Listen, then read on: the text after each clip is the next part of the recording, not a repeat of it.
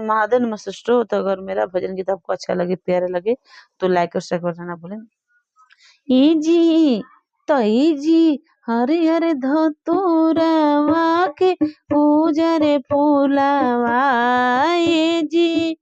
हरे हरे धतुरवा के उजरे फूलवा, खोल भोला खोले नयनावा बोइले बोरावा, भोला खोले नयनावा बोइले बोलावा, लोटा ले गोइनी लोटा ले गोइले रानी गंगा जी के तीरावा हो, लोटा ले गोइले रानी गंगा जी के तीरावा हो, ए जी जलवा भरत के भइले देरावा, ए जी जलवा भरत के भइले देरावा, नैना कोले भोला जी भइले बोरावा, भोला कोला नयनावा भइले देरावा,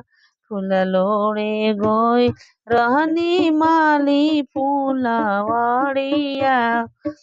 फूल लोड़े गोई रहनी मालिन फूलवड़ी, ए जी फुड़वा लोढ़त के भइले देरिया, ए जी फुलवा लोढ़त के भइले देरिया, भोला खोली नयना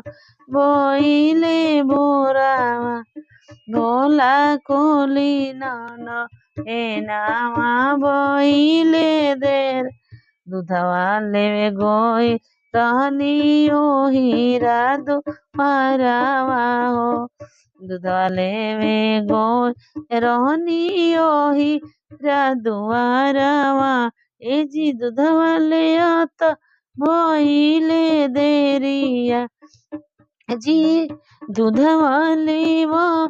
त भइले देरिया, तनी खुली नयना भइले बोरावा,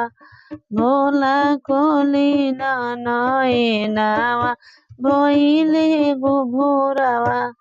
भोला खोली नयना भइले भगलावे गोई रहले जंगल जड़िया, जंगल जड़िया भोला ऊंच ही पहाड़िया हो, जंगल जड़िया भोला ऊंच ही पहाड़िया, ए जी भंगिया पिसत की भइले देरिया, भोला खोले नयना भइले बोरावा, भोला खोले नयना।